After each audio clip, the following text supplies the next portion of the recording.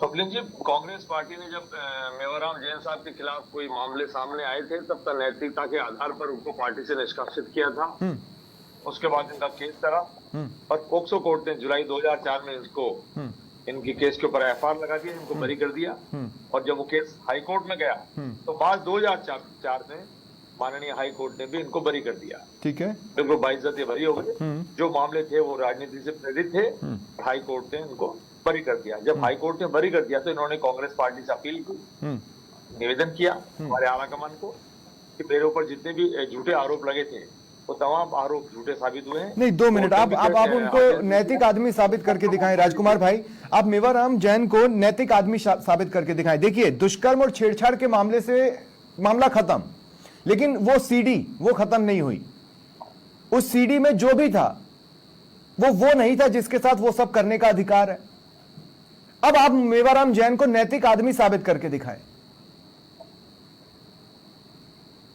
बता रहा हूं ना, फिर आलाकमान ने उनकी एप्लीकेशन पे बहुत गंभीरता से विचार किया और विचार करने के पश्चात उनको घर वापसी कराई। तो अनैतिक लोग चलेंगे आपको? अब इस मामले को नहीं, कांग्रेस पार्टी तो अनैतिक लोगों का कभी भी मान सम्मान नहीं करती है। लौटा तो लिया सर, तो जितने भी लोग इस तरह के करते हैं, लौटा तो लिया आपने उनको। जितने भी नेता है और चाहे देश के कोई भी ऐसे लोग हो, चाहे नेता हो, चाहे अभिनेता हो, चाहे कोई और व्यक्ति हो, कांग्रेस पार्टी मां बहन बेटी की इज्जत पहले रखती है। कहां दिख रहा है सर, कैसे दिख रहा है? अच्छा, मुझे एक बात बताइए राजकुमार भाई, आप जानते हैं मैं वो सीडी ब्लर करके चला सकता था, लेकिन नैतिकता के आधार पर नहीं चला रहा। बहुत हो चुका है, वो वैसे ही बहुत ज्यादा लोगों तक पहुंची और वो भी नहीं होना चाहिए था। लेकिन राजकुमार भाई, आप सिंसियरली बताइए, उस सीडी में जो भी महिला थी, वो महिला कौन थी, क्या थी? वो उनकी वाइफ तो नहीं थी, ये तो तय है। अब आप उस आदमी को बोल रहे हैं कि नहीं वो नैतिक है साहब, वो एथिकल है। मैसेज अच्छा नहीं जा रहा, फिर काहे का महिला सम्मान सर? हाईकोर्ट का आदेश जब आ जाता है उसके बाद हाईकोर्ट के आदेश का सम्मान करना पड़ता है। जब सर हाईकोर्ट का आदेश दुष्कर्म और छेड़छाड़ केस को लेकर आया है, मैं तो आपसे सीडी कांड पर बात कर रहा हूं। सुनिए राजकुमार भाई, नहीं, दुष्कर्म और छेड़छाड़ मामले में आप जो कह रहे हैं बिल्कुल उचित है। मैं वहां तक तो बहस ही नहीं कर रहा। मेरी बहस उस सीडी को लेकर है, उस सीडी में जो कुछ भी है उसको लेकर है, और मैं उसे नैतिक आधार पर सही नहीं पा रहा हूं। और मुझे नहीं लगता कि उस सीडी को जिसने देखा होगा उसने नैतिक आधार पर सही पाया होगा। और इसीलिए मैं आपसे कह रहा हूं कि 6 लोगों की वापसी हुई, 5 पर तो एक शब्द नहीं आए साहब, एक ही पर तो आए ना। फिर इसमें महिला सम्मान कहां है? आप इस बात को एंडोर्स कर रहे हैं कि चलेगा, आप अपने वैवाहिक जीवन के ऐसे इतर भी संबंध रखिए, बनने दीजिए सीडी, चलेगा, सामाजिक तौर पर एक्सेप्टेबल है क्योंकि कांग्रेस एक्सेप्ट कर रही है। राजकुमार भाई, मैं भारतीय जनता पार्टी के नेताओं के नाम गिनाऊं क्या? गिनाइए।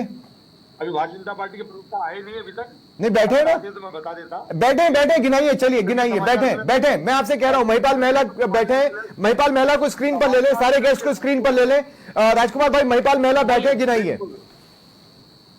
महिपाल जी से पूछिएगा, समाचार प्लस चैनल पर राजस्थान के निवासी पूछ रहे हैं, पूरा देशवासी पूछ रहा है कि कुलदीप सेंगर कौन है और ब्रजभूषण सिंह कौन है।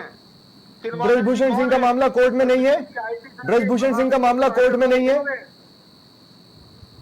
मैंने क्या कहा आपको? और कोटा भी बीजेपी के नेता जिन्होंने भाव के साथ जो किया, अभी 4 दिन पहले की खबरें हैं, पूरा राजस्थान शर्मसार हुआ था। और नेशनल हाईवे पे कौन थे, कौन सी सीढ़ियां बनी थी? गडकरी साहब ने तो शानदार नेशनल हाईवे बनाया। राजकुमार भाई, मैं आपसे एक बात बोलूं, मेवाराम जैन उस मर्दों के प्रदेश से आ रहे हैं जो शांति धारीवाल के दिमाग पर है। आप अपना सवाल दूसरों की तरफ डाइवर्ज नहीं कर सकते। मैंने क्या कहा? आप बीजेपी नहीं है। विमला दास कौन है, भरत कुशवाहा कौन है, अभिलेष कौशल कौन है, प्रज्ञा सिंह राठौड़ कौन है, कमलेश डोडियार कौन है? लंबी चौड़ी लिस्ट है, लेकिन ये सर थोड़ा सा अगर आप स्टडी और करते ना तो 2 ऐसे नाम लेकर आप आते हैं आप जो इसी तरह के मामले से जुड़ी हुई है। राजकुमार भाई, आगे आप डिबेट में उन नामों को सुनेंगे। राजकुमार भाई, थोड़ी और स्टडी करते ना तो आप 2 नाम और ढूंढ पाते जिनके आधार पर मैं बीजेपी से सवाल लेने वाला हूं।